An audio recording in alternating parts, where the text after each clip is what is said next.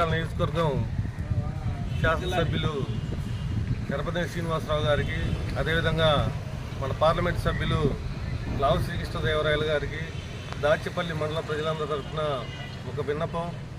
ఈ మధ్యకాలంలో మరి వాతావరణ ప్రభావం దృష్ట్యా ప్రతి గ్రామంలో కూడా విష జ్వరాలు, మలేరియా, టైఫాయిడ్, డెంగ్యూ జ్వరాలు విపరీతంగా ప్రతి ఇంటిని కూడా చుట్టుముట్టి ఇబ్బంది పెడతా ఉన్నాయి.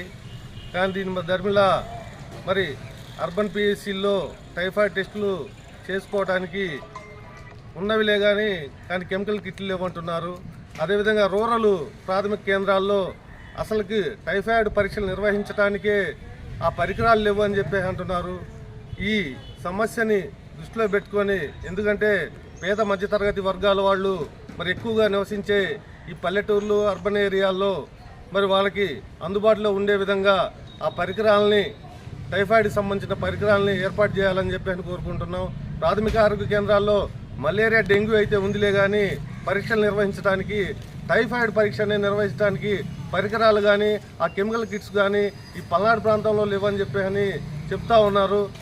ఈ సమస్య తీవ్రతను దృష్టిలో పెట్టుకొని మీరు రాష్ట్ర ఆరోగ్య శాఖ వారితో మాట్లాడి ఈ పరికరాలని, ఈ కెమికల్ కిట్స్ని ఏర్పాటు చేయవలసిందిగా కోరుతున్నాం.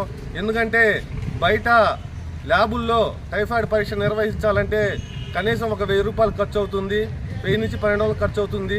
మరి పేద మధ్య తరగతి వర్గాలు ప్రతి ఇంట్లో 2-3 వస్తున్నాయి కాబట్టి ఈ ఆర్థిక భారాన్ని తట్టుకోలేకపోతున్నారు. దయచేసి మీరు ఈ ప్రజలందరి పట్ల దయ ఉంచి మీరు ఈ పరికరాలని, అదేవిధంగా కెమికల్ కిట్స్ని ఏర్పాటు చేయాలని చెప్పని దాచేపల్లి మండల అర్బన్ ప్రజల తరఫున మీ అందరికీ హృదయపూర్వక నమస్కారం తెలియజేసుకుంటున్నాం.